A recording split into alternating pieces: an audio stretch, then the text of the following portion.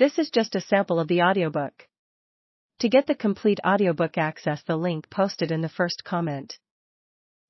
We are a nation adrift. We lack neither wind nor sail. We have no shortage of captains or gear. Yet our mighty ship flounders in a sea of partisanship, corruption, and selfishness. Our discourse is coarse, young people are failing to form relationships, and our brightest seek individual glory at the expense of the Commonwealth. Our institutions are decaying, and the connective tissue of society frays nearly beyond repair. On the horizon, darkness and thunder. To the west, China rises. In the east, Europe fades. What will it take to turn this vessel before the wind and plot a course for peace and prosperity? Okay, enough with the sailing metaphors. I can't tell a mainsail from a jib, but I do know how to read a chart.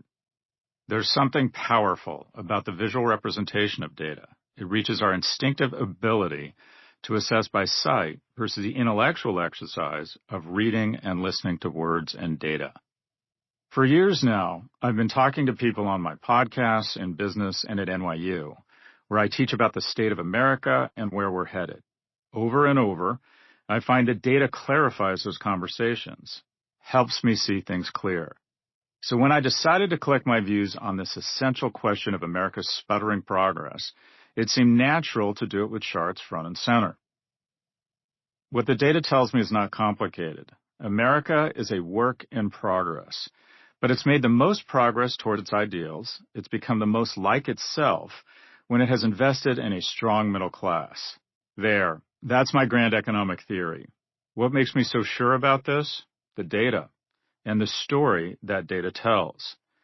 That story begins nearly 80 years ago, in the summer of 1945. The most destructive event in humanity's long history of violence came to an end. Nazi Germany collapsed in April, and in August, after the U.S. dropped 2 atomic bombs, Imperial Japan surrendered. Nations devastated by battle would take a generation to rebuild. The U.S. faced a different problem. Though American soil saw little combat, the war transformed the U.S. economy. The automobile industry retooled to build tanks and planes. Shipping and internal transportation were reconfigured to support armament production and transport. Rations limited the consumption of goods ranging from gasoline to soap. In 1945, 40% of the nation's GDP was directed to the war effort. Today, we spend 3.7% of our GDP on the military. The U.S., in a deep depression before the war, had been reanimated into a purpose-built economy, Roosevelt's arsenal of democracy. With the arrival of peace, that purpose dissipated. The economy lost the customer responsible for almost half its business. Tank factories and shipping depots closed. Over the following 24 months, the U.S. military shed 10 million service members. 10 million people, mostly young men, needed jobs, homes, cars, and prospects. When the ticker tape parades finished, wages began to fall and rents began to rise. Workers in every major industry went on strike, and a nationalist movement began bubbling up from the simmering belief that we'd overinvested abroad at the expense of domestic needs.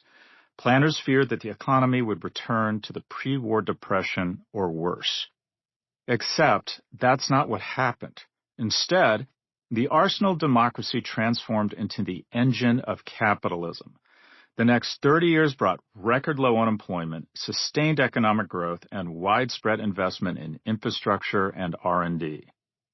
The leap forward in the human condition was breathtaking, and not just in the U.S. Infant mortality and poverty plummeted worldwide, and life expectancy and literacy skyrocketed. A global effort, largely funded and led by the U.S., eradicated smallpox. The disease that had killed 90% of indigenous Americans became the first to be eradicated by human intent. In 1969, 3 brave astronauts traveled 240,000 miles. Note, approximately 3,600 times farther than Blue Origin's New Shepard. And an American set foot on Earth's only natural satellite.